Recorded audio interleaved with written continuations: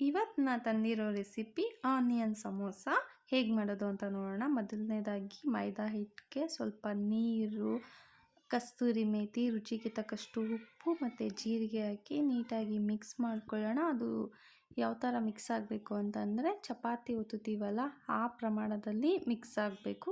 ಅದು 15 ನಿಮಿಷ ಮಾತ್ರ ಇಟ್ಟಿರಬೇಕು. 15 ನಿಮಿಷ ಏನಾದರೂ ಆದರೆ ಅದು ತುಂಬ ಸ್ಮೂತ್ ಆಗಿಬಿಡುತ್ತೆ. ಆಗ ನಾವು ಚಪಾತಿ ಲಟ್ಸೋಕ್ಕಾಗೋದಿಲ್ಲ.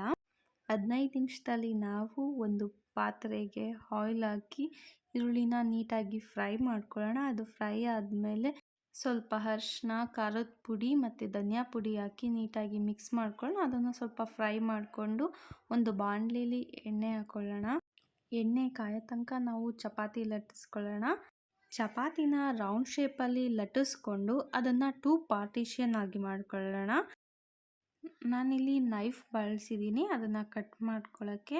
ಅದನ್ನು ಕಟ್ಟಾದಮೇಲೆ ನಾವು ಮಾಡ್ಕೊಂಡಿದ್ದೀವಲ್ಲ ಈರುಳ್ಳಿ ಗೊಜ್ಜು, ಅದನ್ನು ಚಪಾತಿ ಮೇಲೆ ಹಾಕ್ಕೊಂಡು ಒಂದು ಗ್ಲಾಸಲ್ಲಿ ನೀರು ತಗೊಳ್ಳೋಣ.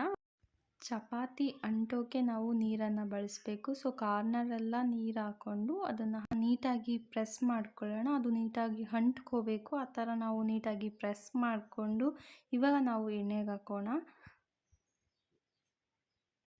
ಎಣ್ಣೆ ಕಾದಿದೆಯಾ ಅಂತ ಚೆಕ್ ಮಾಡ್ಕೋಬೇಕು. ಎಣ್ಣೆ ಕಾದಿದ ಮೇಲೆ ನಾವು ಮಾಡಿರೋ ಸಮೋಸನ ಆ ಎಣ್ಣೆ ಒಳಗೆ ಹಾಕಿ ಅದು 2 ಕಡೆ ನೀಟಾಗಿ ಬೇಯಬೇಕು. ಆ ಥರ ನಾವು ಬೇಯಿಸ್ಕೋಬೇಕು. 2 ಕಡೆನೂ ಕೂಡ ಬೇಯಬೇಕು ನೀಟಾಗಿ. ಅದು ಬೆಂದಮೇಲೆ ನಾವು ಒಂದು ಪ್ಲೇಟ್ಗೆ ಸರ್ವ್ ಮಾಡಿಕೊಂಡು ಇವಾಗ ಟೇಸ್ಟ್ ಮಾಡಿದ್ರೆ ಸಖತ್ತಾಗಿರುತ್ತೆ.